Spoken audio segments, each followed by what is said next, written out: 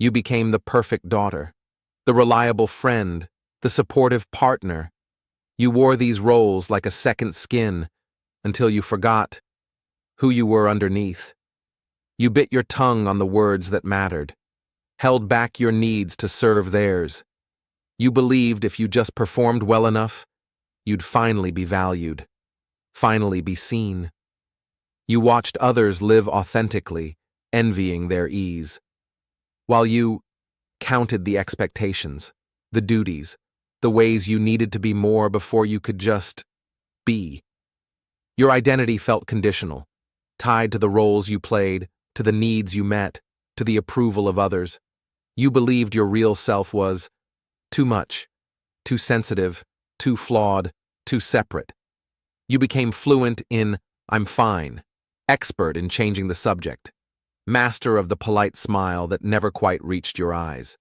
You perfected the art of disappearing behind the performance, but inside, beneath the script, beneath the mask, a part of you whispered, "This isn't me," and the only language that felt safe was silence. The role became your cage. This role wasn't just a habit, it was survival, a shield against judgment, rejection, the pain of not being needed if you showed your real face. It became your identity. It lived in your body. The tension in your jaw from holding the smile. The way you curved your shoulders inward, protecting the secret of your real self. Your nervous system was always performing. You believed your real emotions were too much, too dark, too intense, too messy, so you buried them, deep, and polished the surface of your role until it gleamed with perfection. You mistook the absence of criticism for success. Thought not needing help was a virtue. But success built on role-playing is exhaustion.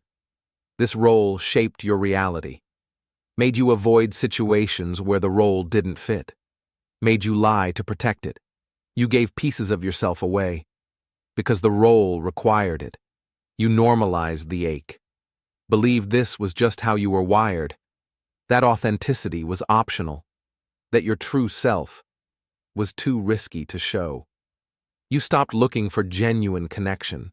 The problem? What if that real, messy, feeling self was exactly who deserved love? A whisper from the part of you that remembers being free. Your sensitivity isn't a flaw. It's data. Your body, your mind, they were trying to tell you something was wrong with the role, and they were right. Healing doesn't mean dismissing your past dedication. It means integrating it. Seeing the part of you who learned to perform for love and giving her permission to rest, to just be. You don't have to be perfect to be loved. You don't have to perform your role to be accepted. Real love celebrates the full spectrum of your emotions, exactly as they are. Start listening again, to your body, to your intuition, to that small voice that whispers, "This doesn't feel right. It's time to let the real you breathe." Authenticity is not betrayal. Letting go of the role is not weakness. It's an act of self-respect.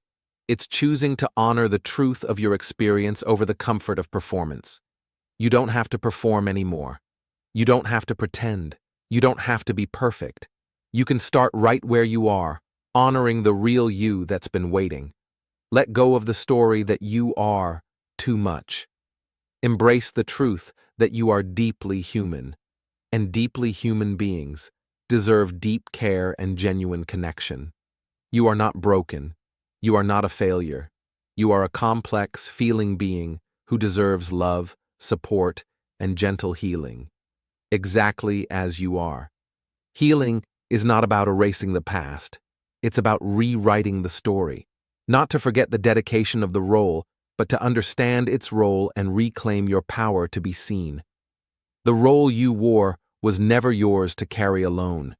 It was a burden placed upon you by a world that didn't understand, and now it's time to lay it down. This is not the end of your story. This is the beginning of the chapter where you choose to see the strength in your survival, the wisdom in your pain, and the freedom in letting go.